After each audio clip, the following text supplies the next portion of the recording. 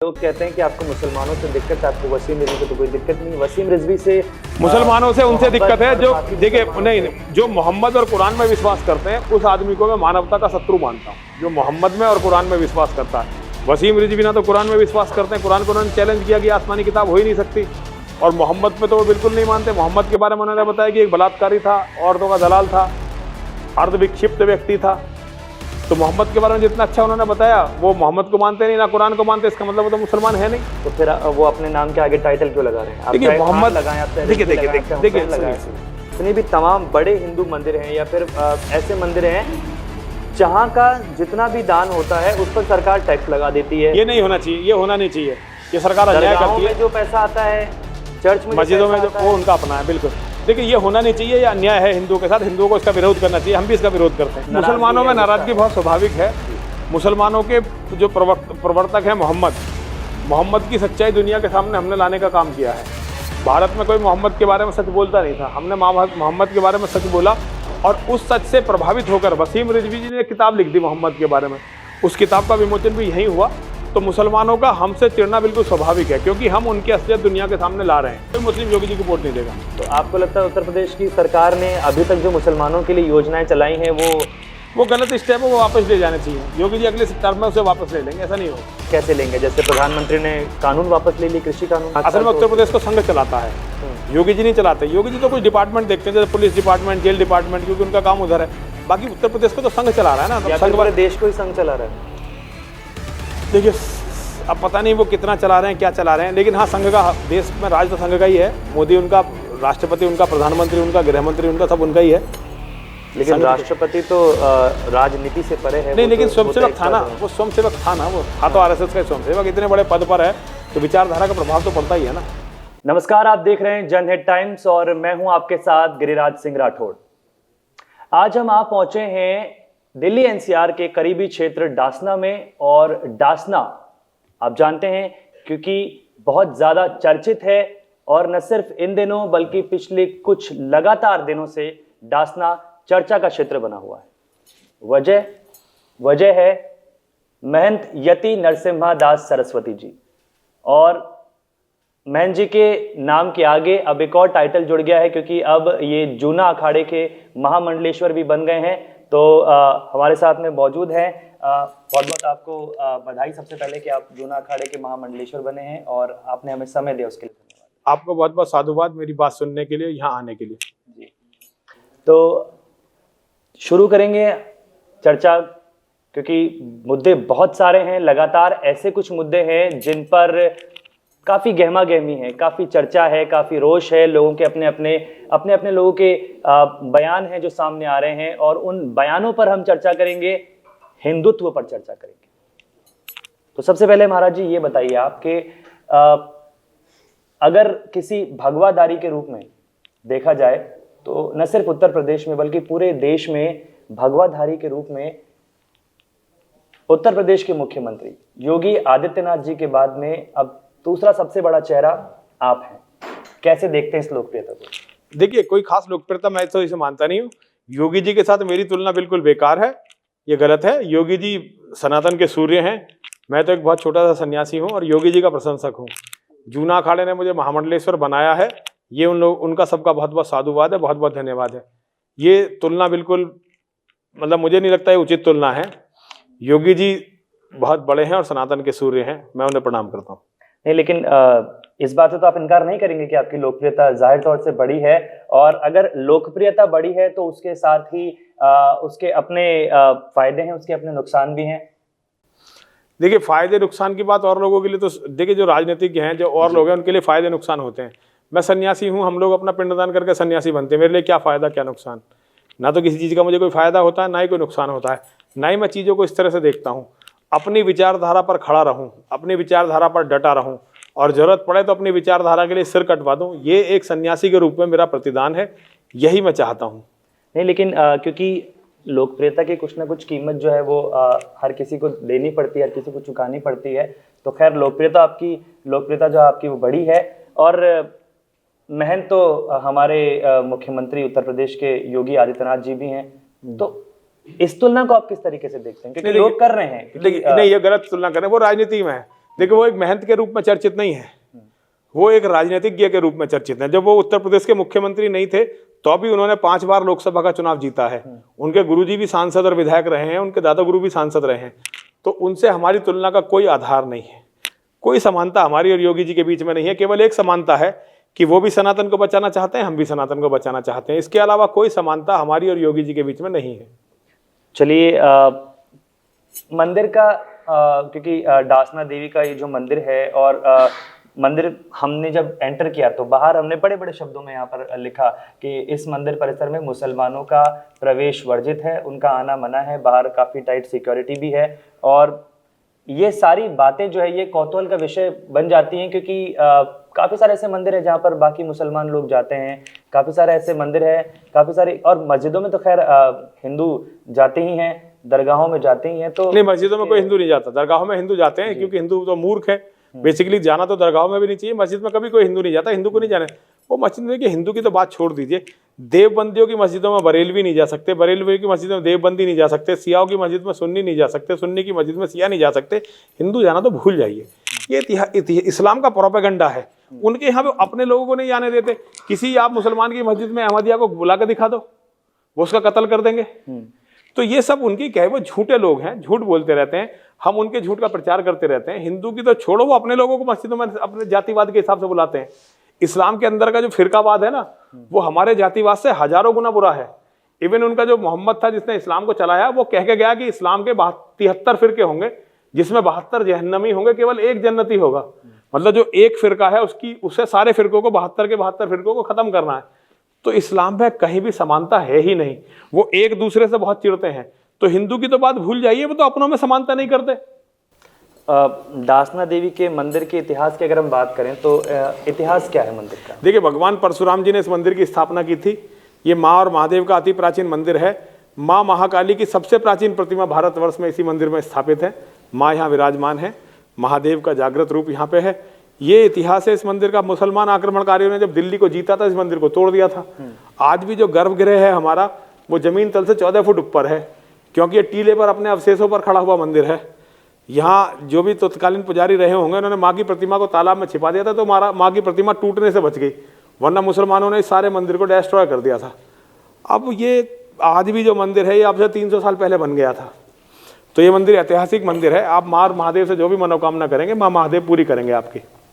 नहीं, क्योंकि मंदिर का इतिहास तो हमने आपसे जाना ही है मैन जी। देखिए, अब जब ये जो पूरा इलाका है, अगर यहाँ पर बाहुल्य क्षेत्र की बात की जाए तो मुस्लिम बाहुल्य क्षेत्र है, और उसके बावजूद यहाँ पर आपने जिस तरीके से हिंदुत्व को जिंदा रखा है, जिस तरीके से आपने यहाँ पर धर्म को जिंदा रखा है, यहाँ पर अभी हम देख रहे थे आपके यहाँ पर जितने भी अनुयायी आते हैं, दिल्ली से कोई आ रहा है, कोई गाजियाबाद से आ रहा है, आ रहे हैं, देवी के दर्शन कर रहे हैं वो लोग, लेकिन आपकी लोकप्रियता से लोगों में नाराजगी है, एक खास तबके में नाराजगी। उस तबके का नाम लिया जाए तो मुसलमानों में नाराजगी बहुत स्वाभाविक है जी। मुसलमानों के जो प्रवर्तक है मोहम्मद की सच्चाई दुनिया के सामने हमने लाने का काम किया है। भारत में कोई मोहम्मद के बारे में सच बोलता नहीं था, हमने मोहम्मद के बारे में सच बोला, और उस सच से प्रभावित होकर वसीम रिजवी जी ने एक किताब लिख दी मोहम्मद के बारे में। उस किताब का विमोचन भी यहीं हुआ। तो मुसलमानों का हमसे चिढ़ना बिल्कुल स्वाभाविक है, क्योंकि हम उनकी असलियत दुनिया के सामने ला रहे हैं। हम पूरी दुनिया को बता रहे हैं कि मुसलमान हैं क्या, ये कर क्या रहे हैं, क्या करने वाले हैं। तो उनका हमसे चिढ़ना बहुत स्वाभाविक है। हम उनकी योजनाओं में बाधक हैं। हमने हिंदुओं को जगाने का बहुत काम किया, धीरे धीरे सारे हिंदू जागेंगे और हिंदू लड़ने के लिए तैयार होंगे। तो हमसे उनका चिढ़ना बिल्कुल बनता है, और वो हमसे चिढ़ते ही है, इसमें कोई नई बात नहीं है। नहीं, लोग कहते हैं कि आपको मुसलमानों से दिक्कत है, आपको वसीम रिजवी से तो कोई दिक्कत नहीं है। वसीम रिजवी से मुसलमानों से उनसे दिक्कत है जो, देखिए, नहीं, जो मोहम्मद और कुरान में विश्वास करते हैं, उस आदमी को मैं मानवता का शत्रु मानता हूँ, जो मोहम्मद में और कुरान में विश्वास करता है। वसीम रिजवी ना तो कुरान में विश्वास करते हैं, कुरान को उन्होंने चैलेंज किया कि आसमानी किताब हो ही नहीं सकती, और मोहम्मद पे तो वो बिल्कुल नहीं मानते। मोहम्मद के बारे में उन्होंने बताया कि एक बलात्कारी था, औरतों का दलाल था, अर्धविक्षिप्त व्यक्ति था। तो मोहम्मद के बारे में जितना अच्छा उन्होंने बताया, वो मोहम्मद को मानते नहीं, ना कुरान को मानते, इसका मतलब वो तो मुसलमान है नहीं। तो फिर वो अपने नाम के आगे टाइटल क्यों लगा रहे हैं? देखिए, मोहम्मद लगाएं, आप चाहे देखिए, सुनिए, हरिद्वार में अभी 5 तारीख को उन्होंने पूरी प्रेस के सामने, सबके सामने कहा, ये 5 को नहीं, शायद 12 को की बात है, 5 को तो यहाँ विमोचन होता है उनकी पुस्तक का, कि भाई मेरा अगर हत्या होती है तो मेरा अंतिम संस्कार नरसिंहानंद गिरी जी महाराज करेंगे। मतलब मेरे लिए कहा उन्होंने। अंतिम संस्कार मुखाग्नि दी जानी है उन्हें, जिस आदमी को मुखाग्नि दी जानी है वो मतलब सनातन धर्म का ही व्यक्ति है, क्योंकि मुसलमानों में तो अग्नि संस्कार बहुत बुरा माना जाता है, तो वो कहीं से भी मुसलमान है नहीं। लेकिन तो मुखाग्नि से पहले तो उनका खतना हो गया। खतना तो बचपन में हो गया ना जी, बचपन में हो गया तो उन्हें पता नहीं था। जब उनको होश आया तो उन्होंने जब कुरान और हदीसों को पढ़ा, इस्लाम के इतिहास को पढ़ा, तो उन्हें पता चला कि मोहम्मद की सच्चाई क्या है। उस मोहम्मद की सच्चाई के लिए उन्होंने एक पुस्तक लिख दी जिसका नाम मोहम्मद है। अब लोग उस पुस्तक पर कंट्रोवर्सी कह रहे हैं कि इसके कोई जो है जलाने भी नहीं, इसके दफनाने नहीं देंगे। तो उन्होंने कहा भाई तुम मुझे बिल्कुल मत दफनाने दो, मेरा तो अंतिम संस्कार हो जाएगा। तो ये आज के जो वसीम रिजवी हैं वो एक सच्चाई के लिए, न्याय के लिए, मानवता के लिए लड़ने वाले योद्धा हैं और मैं हर तरह से उनके साथ हूँ। अच्छा, आपको नहीं लगता है कि जो शख्स, जो व्यक्ति अपने धर्म का नहीं तो वो दूसरे धर्म का कैसे हो पाएगा? इस्लाम धर्म नहीं है ना, इस्लाम तो अधर्म है। इस्लाम धर्म थोड़ी है, गुंडों का गिरोह है। Islam is a gang of organised criminals. इस्लाम की जो परिभाषा है, अगर आप परिभाषा देखें इस्लाम की, तो ये होनी चाहिए Islam is a gang of organised criminals या Islam is a organised gang of criminals. तो भाई वो धर्म को नहीं छोड़ा उसने अपने, हाँ उसने उस गंदगी को छोड़ा है। परिभाषाएं तो देखिए देते आते हैं लोग। आप बता रहे हैं कि Islam is a gang of organised criminals, वैसे ही ओवैसी कहते हैं कि RSS is a club of bachelors. देखिए अब वो तो सही कह रहा है वैसे, तो क्लब ऑफ बैचलर्स और क्लब ऑफ बैचलर्स, और उसके बाद भी आजम खान ने कुछ कहा था, लोग कहते रहते हैं। तो आरएसएस के बारे में कोई अलग बात नहीं है, आरएसएस उसी तरह का तो एक क्लब है, इसमें क्या नई बात है? नहीं तो उस तरह का जब वो क्लब है तो उस पर उस तरीके के आरोप भी लगते हैं कि आप महिलाओं को बिल्कुल आप नेतृत्व में नहीं रखते हैं। आपने देखिए आरएसएस की बातें आरएसएस से पूछिए। मैं आरएसएस का कोई ना तो समर्थक हूँ और ना मैं जानते हैं ना कि इस देश में रंग की राजनीति बहुत होती है। देखिए मुझे रंग की राजनीति में कोई इंटरेस्ट नहीं है। मेरा इंटरेस्ट तो केवल ये है कि दुनिया में इस्लाम जैसी गंदगी नहीं रहनी चाहिए।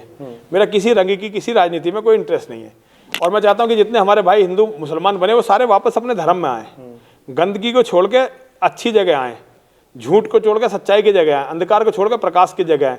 सारे हिंदू भाइयों को जो कभी मुसलमान किसी मजबूरी के तहत बन गए थे, अब उन्हें इस्लाम छोड़ के आना चाहिए और अपने लोगों में मिल जाना चाहिए। मैं तो ये चाहता हूँ, मैं चाहता हूँ कि धरती से इस्लाम का जो है नामो निशान मिट जाए, लोग समझदार हों, इस्लाम छोड़ के अपने अपने धर्म में, जिस धर्म के थे उस धर्म में लौट जाएं। तो ऐसा आपके पास में क्या ब्लूप्रिंट है, क्या लगता है आपको, कैसे ये? देखिए ब्लूप्रिंट भी बन जाएगा, अभी तो मैं बात कर रहा हूँ, ब्लूप्रिंट भी बन जाएगा। जब लोगों की समझ में इस्लाम आ जाएगा, जब लोगों की समझ में मोहम्मद आ जाएगा, जब लोगों की समझ में कुरान आ जाएगी, तो ब्लूप्रिंट अपने आप बन जाएंगे। अभी थोड़ा समय लगेगा, ये सब ब्लूप्रिंट तैयार होंगे एक दिन। तो इसके लिए लोगों को कुरान समझनी पड़ेगी अच्छी तरह से। कुरान समझे बिना तो आप समझ ही नहीं सकते कि बवाल क्या हो रहा है।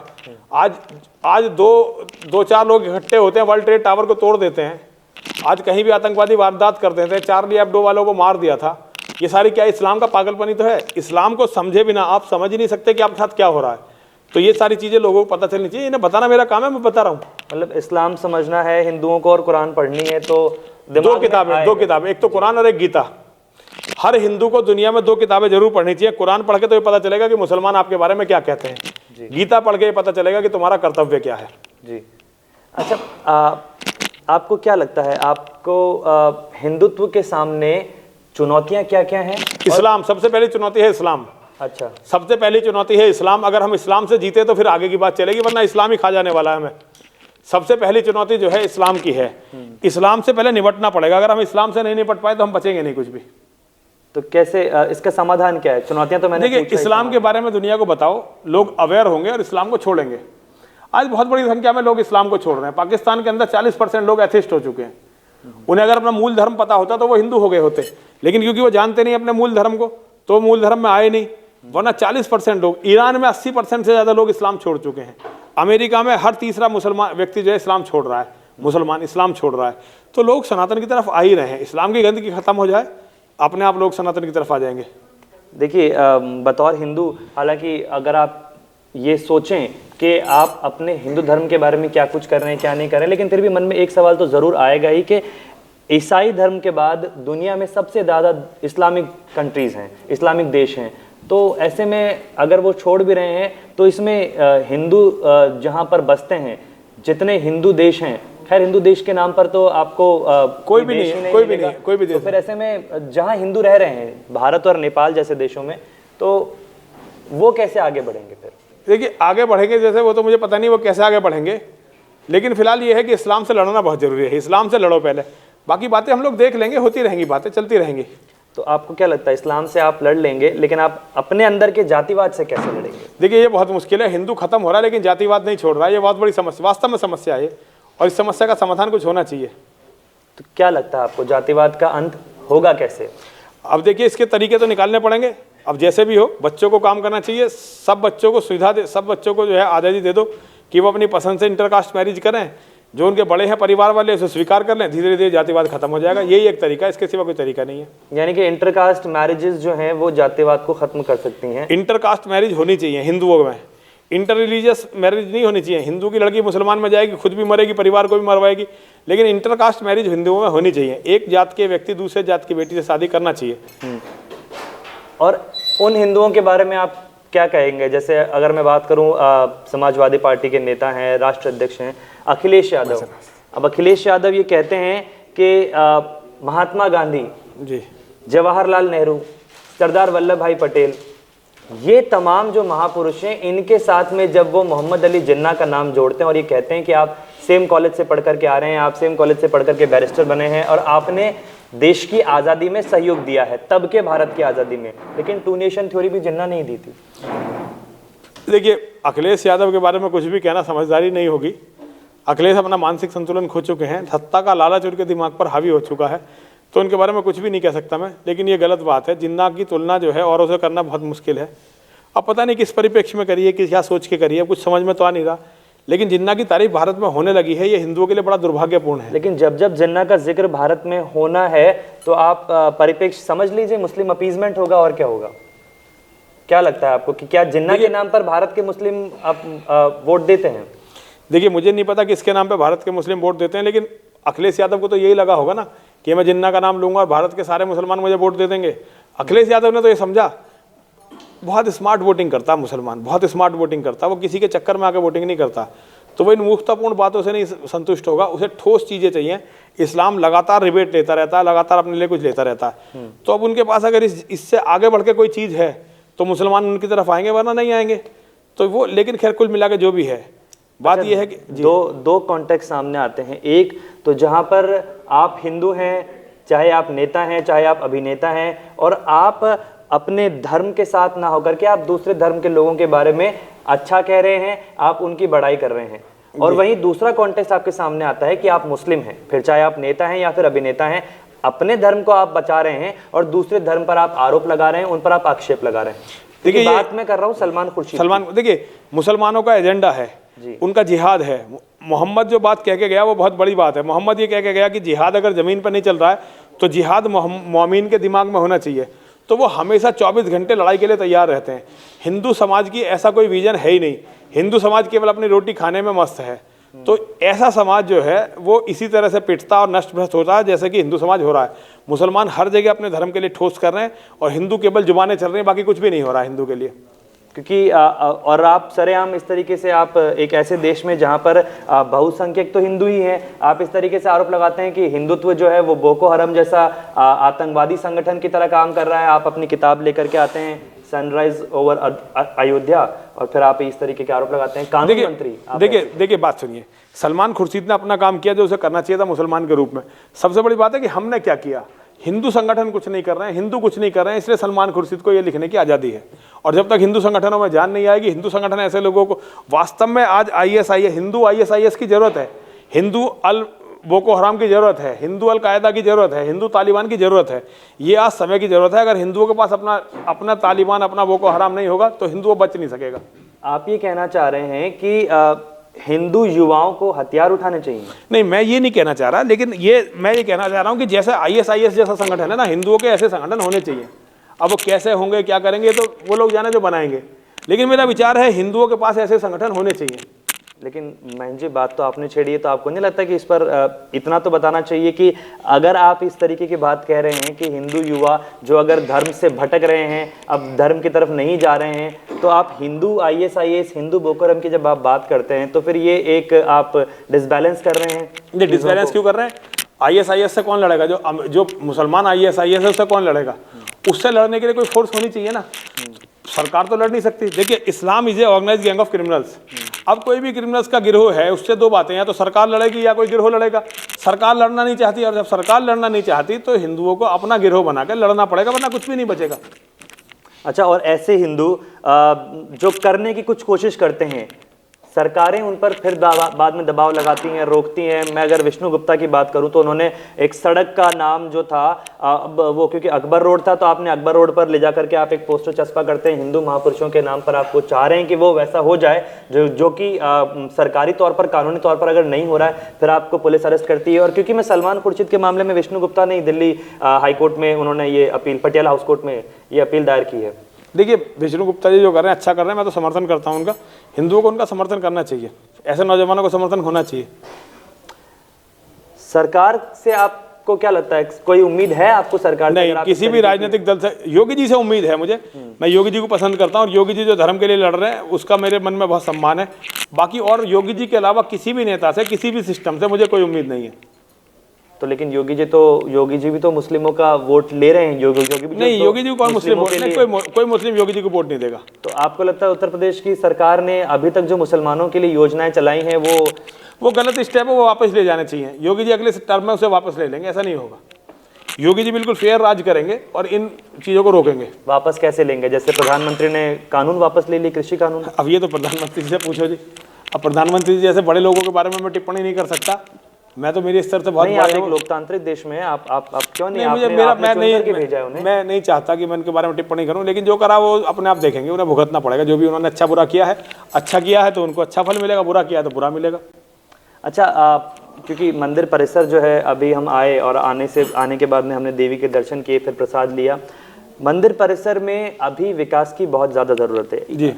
इस कमरे की अगर हम बात करें तो यहाँ पर ये जो तस्वीरें हैं, ये तमाम तस्वीरें जो हैं ये सिखों के धर्मगुरुओं की तस्वीरें हैं। नहीं, सिखों के धर्मगुरुओं की तस्वीरें नहीं है। सिख इन्हें अपना गुरु मानते हैं, ये सब सनातन के मानने वाले हैं। अच्छा, इनमें कोई भी सिख नहीं है। गुरु गोविंद सिंह जी महाराज को छोड़कर कोई भी इनमें से सिख नहीं है। ना गुरु तेग बहादुर सिख हैं, ना सतीदास, मतीदास, बंदा बैरागी, कोई इनमें सिख नहीं है। ये सब लोग सनातन धर्मी हैं। सिख तो बाद में बने हैं। नहीं तो सिख धर्म हिंदू धर्म में से निकला है। हिंदू धर्म में से निकला है, लेकिन जो बनाने वाले थे तो सिख नहीं थे ना। खालसा में आप गुरु गोविंद सिंह जी महाराज को मान सकते हैं। मैं इन तस्वीरों के पीछे की वजह जानना चाह रहा हूँ। आप देखिए, तो हिंदुओं का सनातन का जो इतिहास है, हिंदुओं को पता चलना चाहिए कि उनके पूर्वजों ने किस किस तरह जान तो दे दी, लेकिन धर्म नहीं बदला, अपने धर्म से समझौता नहीं किया।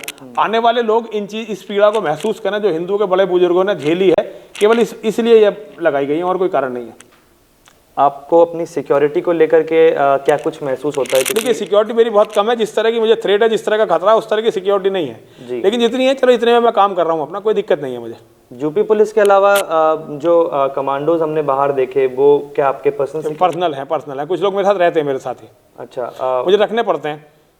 तो उन लोगों का आप खर्चा कैसे चलाते हैं? देखिए, सब लोग वॉलंटियर हैं, सब लोग अपने अपने आप रहते हैं, सब लोग स्वेच्छा से रहते हैं। हम पे इनका कोई खर्चा नहीं है। और ऐसे में अगर किसी प्रकार का कोई हमला होता है तो सरकार की तरफ से आपको कितनी सिक्योरिटी है? देखिए, सरकार की तरफ से मेरे पास 2 कांस्टेबल हर टाइम रहते हैं। अच्छा, व्यक्तिगत मेरे 2 कांस्टेबल रहते हैं, इतनी सिक्योरिटी है मेरे पास। और ये जो बाहर चेकिंग होती है वो मंदिर की सिक्योरिटी है, मंदिर की सुरक्षा है। तो ये 24 घंटे रहते हैं? हाँ, कुछ 24, कुछ अब हैं, कुछ थोड़ी देर बाद आएंगे, मतलब रहते हैं, यहाँ लोग रहते हैं। अच्छा, फिर से लौट करके आता हूँ मैं। एक सबसे बड़ा मुद्दा और सबसे अहम मुद्दा, धर्मांतरण। इस देश में न जाने कितने लंबे समय से चलता आ रहा है। और आप जब बात करते हैं कि योगी जी मुख्यमंत्री हैं उत्तर प्रदेश में, मोदी जी देश के प्रधानमंत्री हैं, और ऐसे में हिंदुत्व जिसे अब हावी होना चाहिए था, या फिर यूं कहूं कि अब हिंदुत्व जो है उसे अपने असल रूप में आना चाहिए था, या फिर उसे कहीं कोई जगह मिलनी चाहिए थी, वो ना होकर के अभी भी धर्मांतरण धड़ल्ले से चल रहा है। और बहुत ज्यादा धड़ल्ले से चल रहा है, पहले से ज्यादा तेज हो गया। ईसाई मिशनरीज अब यूपी में भी बेधड़क काम कर रही हैं। देखिए, ईसाई मिशनरी से ज्यादा इस्लाम वालों ने धर्मांतरण किया। ईसाइयों का तो शोर बहुत है, लेकिन असली धर्मांतरण जो कर रहे हैं वो मुसलमान कर रहे हैं। 10 लाख मुसलमानों का गिरोह तो मंदिर से ही पकड़ा गया है।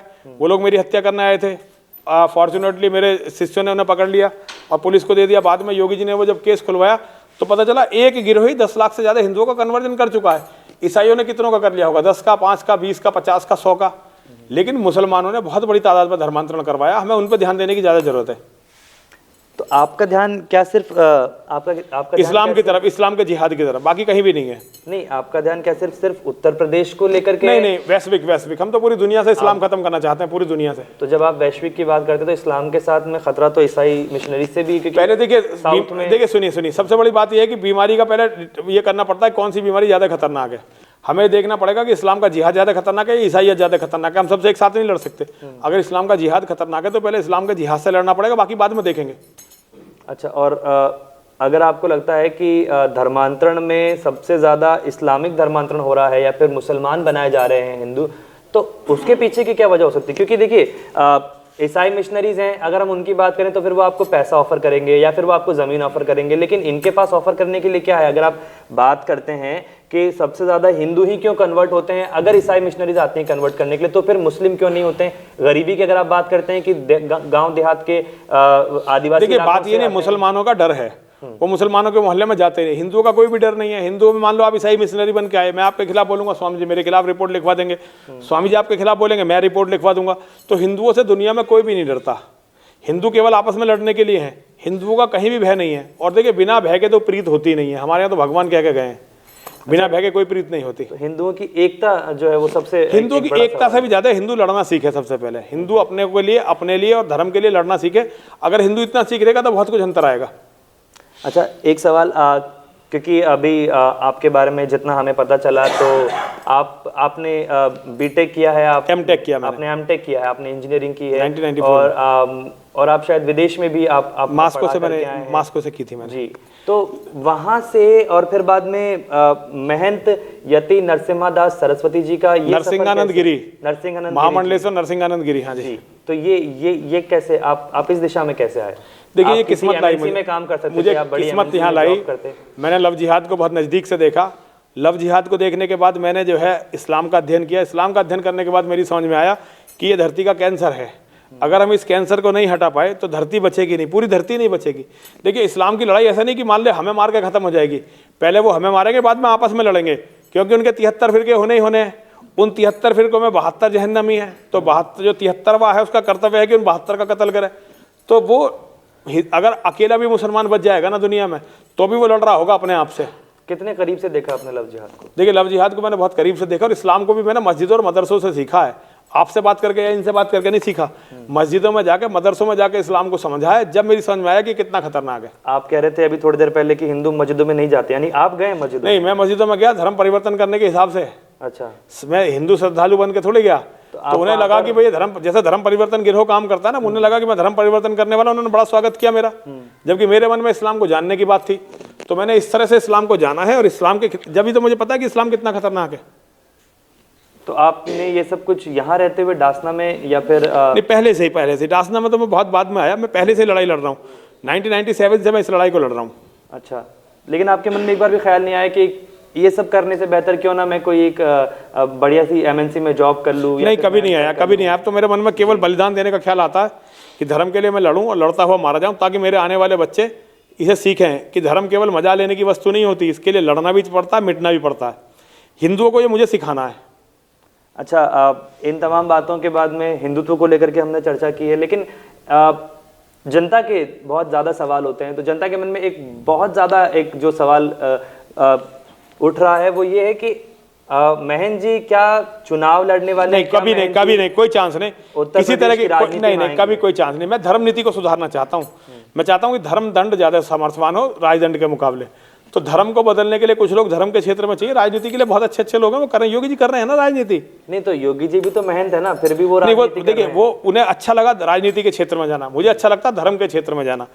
मैं धर्म के क्षेत्र में जाऊंगा। धर्म का या कहीं ये तो वजह नहीं आप ये कह दें कि नहीं मैं महंत हूं तो फिर मैं क्यों राजनीति में? नहीं, ऐसा कुछ नहीं है। हमारे आचार्य चाणक्य ने सारी राजनीति को अपने सूत्र अपने हाथ में ले रखे थे। तो महंतों का ऐसा नहीं कि राजनीति से दूर रहेंगे, लेकिन मैं अपनी भूमिका उधर नहीं देखता, मेरी भूमिकाएं अलग है। तो आप राजनीति में डायरेक्ट इन्वॉल्व ना होकर के किंग मेकर के तो नहीं, नहीं, मेरा इंटरेस्ट नहीं, कोई किंग मेकर नहीं होता। जब से बीजेपी की सरकार आई है, हम जैसे लोग जो है अपने कामों के, नहीं लगता कि धर्मगुरुओं के कहने पर एक पूरा का पूरा तबका जो है वो एक साथ वोट करता है? देखिए अभी नहीं करता, लेकिन होना चाहिए। जैसे इस्लाम में होता है ना, उसी तरह से हिंदू धर्मगुरुओं में इतनी ताकत होनी चाहिए कि वो किसी के भी पक्ष में वोट डलवा दें। ये धर्मगुरुओं के पास ताकत अभी है नहीं, लेकिन ये ताकत होनी चाहिए। लेकिन आपने अपनी ताकत का प्रदर्शन तो किया था जब आपने 2019 के चुनाव में ओबीसी को गाजियाबाद में। देखिए ताकत का प्रदर्शन नहीं, वो तो हम अपने विचारों का प्रदर्शन था, और हम अपनी ताकत का कोई प्रदर्शन नहीं करते। ताकत का प्रदर्शन की जरूरत नहीं है। ताकत को ताकत है तो है, ताकत का प्रदर्शन नेता करते हैं, हम तो सन्यासी, हमें क्यों प्रदर्शन करना है? नहीं, आपको नहीं लगता कि इस तरीके से अगर हिंदुत्व जो है वो राजनीति से, क्योंकि सीधे कनेक्ट है, जुड़ा हुआ है, और पॉलिटिक्स जो वो धर्म पर हमेशा से होती आई है इस देश में, और आज़ादी से लेकर आज तक, तो आप जैसे अगर लोग आते हैं राजनीति में तो फिर वो बेहतर होगा धर्म के लिए? नहीं, मैं राजनीति के लिए हुई नहीं, मैं राजनीति के लिए बना ही नहीं हूँ। मैं केवल अपने धर्म के लिए लड़ने के लिए, धर्म के लिए मिटने के लिए बना हूँ। वो काम मैं करूँगा और हिंदुओं को बताकर जाऊँगा कि धर्म के लिए कैसे लड़ा जाता है, कैसे मिटाया जाता है, कैसे शत्रु को मिटाया जाता है। ये सिखाना मेरा काम है, मैं हिंदुओं को सिखाऊंगा इस बात को। अच्छा, आप अभी इमाम बुखारी जो हैं जामा मस्जिद वाले, और इस तरीके के जो धर्मगुरु हैं, वो चाहे हैदराबाद में हो, चाहे लखनऊ में हो, दिल्ली में हो, या कहीं भी हो, वो जब एक साथ जुमे की नमाज के बाद आप ऐवान करते हैं, आप लोगों से अपील करते हैं कि नहीं आप कांग्रेस को वोट दीजिए या फिर समाजवादी पार्टी को वोट दीजिए, और लोग देते हैं, तो क्या नहीं लगता आपको कि आप उस भूमिका में आ सकते हैं कि आपको नहीं, मुझे वो भूमिका चाहिए नहीं। आप इस पार्टी को वोट मुझे वो भूमिका चाहिए नहीं, मुझे जरूरत नहीं उस भूमिका, मुझे उस भूमिका की जरूरत नहीं है। मेरे लड़के अपने आप भूमिका तय करेंगे, मैं इनके साथ हूं और मैं इनको बताता रहूंगा कि धर्म क्या है। मेरा काम केवल धर्म बताना है कि इनकी समझ में आए धर्म क्या। अभी हिंदू को अपना धर्म ही नहीं पता, तो वो बताना मेरा काम है। बाकी राजनीति में मेरा कोई इंटरेस्ट नहीं जाना। या फिर आपको नहीं लगता कि कोई भी पार्टी है जो हिंदुओं के लिए काम कर रही है? कोई पार्टी हिंदुओं के लिए काम नहीं करती। एक योगी जी को छोड़कर कोई व्यक्ति हिंदुओं के लिए काम नहीं कर रहा। हिंदुओं के पास अपना एक कोई नेता नहीं है, योगी जी को छोड़ दीजिए, कोई संगठन नहीं है, कोई धर्मगुरु नहीं। योगी जी को आप हर बार एक्सक्लूड कर दे रहे हैं, तो योगी जी अकेले लड़ रहे हैं ना, वो बीजेपी से नहीं, उससे कोई फर्क नहीं पड़ता। वो अपनी नहीं, बीजेपी हिंदुओं के लिए कोई काम नहीं, योगी जी हिंदुओं के लिए काम कर रहे हैं। तो ऐसी पार्टी जो हिंदुओं के लिए काम नहीं करे, इससे योगी जी क्यों जुड़े हुए थे? अब देखो, ये तो योगी जी से पूछो ना। मेरा तो उनसे नहीं, सत्ता सुख नहीं, सत्ता उन्होंने संघर्ष के लिए ली है भाई। वो कोई सत्ता का सुख नहीं ले रहे हैं, वो काम करें सनातन का। बाकी योगी जी के स्ट्रेटेजी तो योगी जी बताएंगे ना, उसमें मैं क्या बता सकता हूँ। मैं योगी जी का प्रवक्ता थोड़ा ही हूँ, मैं तो नरसिंहानंद सरस्वती हूँ, मैं तो महा और महादेव का प्रवक्ता हूँ। मैं उनकी बात कहता हूँ, मुझे किसी योगी जी से या किसी से कुछ नहीं लेना देना है। मैं केवल अपनी बात कहता हूँ। योगी जी धर्म के लिए लड़ रहे हैं, मैं योगी जी के साथ हूँ, बस इतना है मुझे पता। आपकी सिक्योरिटी की आपने बात की, आपने बोला कि सरकार की तरफ से आपको बहुत कम सिक्योरिटी मिल रखी है, लेकिन जितने भी मुस्लिम धर्मगुरु हैं उन तमाम लोगों को जो बड़े बड़े ओहदों पर हैं, जो इमाम बने बैठे हैं बड़े बड़े मस्जिदों के, उन्हें आप वाइस सिक्योरिटी दे रहे हैं, आप प्लस सिक्योरिटी दे रहे हैं। देखिए, तो ये तो आपको उनसे पूछनी चाहिए। हाँ, तो मैं इसमें क्या बता सकता हूँ, मैं तो इसका पीड़ित हूँ। आपने इस पर मांग नहीं की? मांग करने से मैंने मांगा है, एक दो बार कहा है, लेकिन मुझे नहीं लगता मुझे सिक्योरिटी और बढ़ा के दी जाएगी, इसलिए मैं कहना भी नहीं चाहता हूँ। योगी जी के मुख्यमंत्री काल में आपको सिक्योरिटी नहीं मिली? देखिए, योगी जी ने बहुत कुछ अच्छा कर रखा, मंदिर को सिक्योर कर रखा, इतना ही बहुत है। हमारा क्या है, हम कुछ भी नहीं है, हम अपना काम करेंगे। अभी हम अपने काम में लगे हुए हैं। योगी जी से हमारी कोई अपेक्षाएं नहीं है। योगी जी केवल सनातन धर्म की रक्षा करें और सनातन के लिए लड़ने वाले हिंदूवादियों को बचाएं। हम योगी जी के शुभचिंतक हैं। सनातन की रक्षा के लिए इस मुस्लिम बहुल क्षेत्र में इस मंदिर की रक्षा करना भी तो कितना जरूरी है। हाँ, तो हम कर रहे हैं ना, उसके लिए माने हमें बैठा रखा है ना। जब तक हम हैं जीवित, एक भी कोई इसकी ईंट नहीं उखाड़ सकता। हमारे मरने के बाद कुछ भी हो, तो हम लोग लगे हुए हैं और लगे रहेंगे हम लोग। लेकिन मंदिर के विकास की अगर बात की जाए तो अभी भी बहुत कुछ अधूरा है। देखिए, जैसे जैसे हमारा धन संपदा बढ़ेगी, धन बढ़ेगा, चीजें बदलेंगी। पहले जब हम आए थे यहाँ कुछ भी नहीं था, धीरे धीरे बहुत काम हुआ, अब बचा कुछ काम भी हो जाएगा, कोई चिंता की बात नहीं है। अच्छा, तो फंड्स की अगर मैं बात करूं तो मांग के केवल भिक्षा पे, कभी आपसे मांग लिए, कभी किसी से मांग लिए, हिंदू समाज से भिक्षा मांग के। यहाँ कोई हमारा कोई ऐसी आमदनी नहीं है, हम केवल हिंदू समाज की भिक्षा पर आधारित सन्यासी हैं। एक अहम सवाल ऐसे में एक और आ जाता है कि अब जितने भी तमाम बड़े हिंदू मंदिर हैं या फिर ऐसे मंदिर हैं जहाँ का जितना भी दान होता है उस पर सरकार टैक्स लगा देती है। ये नहीं होना चाहिए, ये होना नहीं चाहिए। ये सरकार अन्याय करती है। जो पैसा आता है चर्च में, मस्जिदों में, जो वो उनका अपना है। बिल्कुल, देखिए, ये होना नहीं चाहिए, ये अन्याय है हिंदुओं के साथ। हिंदुओं को इसका विरोध करना चाहिए, हम भी इसका विरोध करते हैं। नहीं, मौखिक रूप से या फिर आपने लिखित में कभी सरकार? लगातार हम तो लगातार इस बात को देते रहे हैं, लेकिन मांगी नहीं गई है। नहीं मांगी, ना मांगे जाने वाली है। हिंदुओं की मांगों में अब इतना दम ही नहीं कि कोई मांगेगा। हिंदुओं का उत्तर प्रदेश के मंदिरों में तो हम ये अपेक्षा कर सकते हैं योगी जी के कार्यकाल में 5 साल। असल में उत्तर प्रदेश को संघ चलाता है, योगी जी नहीं चलाते। योगी जी तो कुछ डिपार्टमेंट देखते हैं, जैसे पुलिस डिपार्टमेंट, जेल डिपार्टमेंट, क्योंकि उनका काम उधर है। बाकी उत्तर प्रदेश को तो संघ चला रहा है ना। या संघ पूरे देश को ही संघ चला रहा है। देखिए, अब पता नहीं वो कितना चला रहे हैं, क्या चला रहे हैं, लेकिन हाँ, संघ का, देश में राज तो संघ का ही है। मोदी उनका राष्ट्रपति, उनका प्रधानमंत्री, उनका गृहमंत्री, उनका सब उनका ही है। लेकिन राष्ट्रपति तो राजनीति से परे है। नहीं, लेकिन स्वयंसेवक था ना, वो स्वयंसेवक था ना, वो था तो आरएसएस का स्वयंसेवक। इतने बड़े पद पर है तो विचारधारा का प्रभाव तो पड़ता ही है ना। तो वो इसीलिए वो राष्ट्रपति बने कि स्वयंसेवक थे, वरना वो किसी ऐसे थोड़े बना रहे थे किसी को। तो वो कोई बात नहीं। तो हिंदुत्व के नाम पर सिर्फ आपने राम मंदिर बनवा दिया है या फिर अब बनने की प्रक्रिया जो है शुरू हो चुकी है, आप छलावा कर रहे हैं हिंदुओं से। जब आपका, देखिए, मैं ये कहूँ तो ये अच्छा सा नहीं लगता, लेकिन ये जो भी है, आप जनता का विचार पूछिए, जनता इस बारे में क्या कहती है। नहीं, जनता तो खुद पीड़ित है ना। आप अगर आप तो फिर भी किसी पद पर हैं, आप जूना अखाड़े के महामंडलेश्वर हैं, अब बनाए गए हैं, लेकिन फिर भी ये सवाल बनता है कि जब संघ अगर केंद्र से लेकर के प्रदेश तक की राजनीति में आपका हस्तक्षेप है, तो फिर क्यों नहीं? अब देखिए, ये तो संघ से पूछा जाना, ये संघ से पूछा जाना चाहिए, संघ से पूछा जाना चाहिए। हम तो जनसंख्या नियंत्रण कानून चाहते थे, उन्होंने वही नहीं बनाया, तो और बातें उनसे क्या करें। जिस कानून से हिंदू का अस्तित्व बच सकता था, जनसंख्या नियंत्रण कानून, की सबके लिए एक से ज्यादा बच्चा पैदा करने का अधिकार किसी को भी ना हो, अगर वो इस कानून को नहीं बना पाए तो हिंदुओं की और किसी तरह रक्षा करेंगे, मुझे नहीं लगता। बाकी सबका अलग अलग व्यू है। मैं ये समझता हूं कि संघ की कोई पॉलिसी हिंदू की रक्षा करने की नहीं है। राष्ट्रीय स्वयंसेवक संघ आरएसएस की हिंदुओं की रक्षा को लेकर कोई पॉलिसी नहीं है, कोई पॉलिसी नहीं, मुझे नहीं लगता। मतलब मेरा विचार है, मुझे कभी ऐसा लगा नहीं कि संघ कोई हिंदू की रक्षा करना चाहता है या रक्षा करता है, मुझे कभी नहीं लगा। तो फिर संघ चाह क्या रहा है? अब ये तो संघ ही बताएंगे, ये तो किसी आरएसएस के पदाधिकारी से पूछना पड़ेगा भी चाहते क्या हो। इसे मैं कैसे बता सकता हूँ, मैं तो बाहर का आदमी हूँ, कभी था उनका साथी लेकिन अब बिल्कुल बाहर बैठा हुआ हूँ। आप जुड़े थे कभी संघ से? हाँ, बहुत जुड़ा था, लेकिन अब संघ के बारे में मैं बिल्कुल नहीं कुछ कहना चाहता। संघ ही अपने आप तय करें उन्हें क्या, कहाँ जाना है, क्या करना है। आपने कितना करीब से समझा संघ को? देखिए, मैं संघ को समझना ही नहीं चाहता, मैंने इस्लाम को समझ लिया, मेरे लिए उतना ही बहुत है। मैंने इस्लाम को समझ लिया और गीता को समझने का प्रयास करता हूँ। जिस दिन मतलब गीता को पूरी तरह से तो कोई नहीं समझ सकता, लेकिन फिर भी प्रयास करता हूँ, मेरे लिए इतना ही बहुत है। मैं संघ को क्यों समझूं, मैं किसी अच्छी चीज़ को ना समझूं। अच्छा, एक और सवाल कि चलिए ठीक है, संघ जो भी राजनीति कर रहा है या फिर इस देश में सरकारें जो भी राजनीति कर रही हैं, हिंदुत्व को लेकर के खतरा है। एक अभी हम आपका पोस्टर अभी बाहर हमने पढ़ा जिस पर लिखा था कि हिंदुओं के जब तक 5 बच्चे आप नहीं होंगे तो फिर वंशनाश हो जाएगा उनका, वंशनाश। बिल्कुल ठोस है हमारा ये आकलन। अगर हिंदू बच्चे पैदा नहीं करेंगे, भगवान भी अवतार लेके हिंदुओं को नहीं बचा सकते, क्योंकि 2029 में तो भारत का प्रधानमंत्री या मुसलमान बनना तय हो ही गया है। हिंदुओं में बच्चे ही नहीं है, बड़ी बड़ी कोठियां हैं, लेकिन बच्चे के नाम पे 1 बच्चा 2 बच्चे, उन कोठियों का होना क्या? मुसलमान छीनने के लिए बढ़ा रहे हैं अपनी जनसंख्या। वो लोकतंत्र के हिसाब से इस पर कब्जा कर लेंगे। 2029 में भारत का प्रधानमंत्री मुसलमान होगा। एक बार भारत का प्रधानमंत्री, ये आप कैसे कह रहे हैं? देखिए, 10 साल से छोटे बच्चे मुसलमानों में हिंदुओं से ज्यादा हो चुके हैं, आप इस सच्चाई को मानिए। एक बार भारत का प्रधानमंत्री मुसलमान बना, फिर हिंदुओं के हाथ में कुछ भी नहीं रहेगा। थोड़े दिनों में अपना कानून बदल लेंगे, अभी थोड़े दिन धर्मनिरपेक्ष चलेगा, बाद में सरिया आ जाएगा।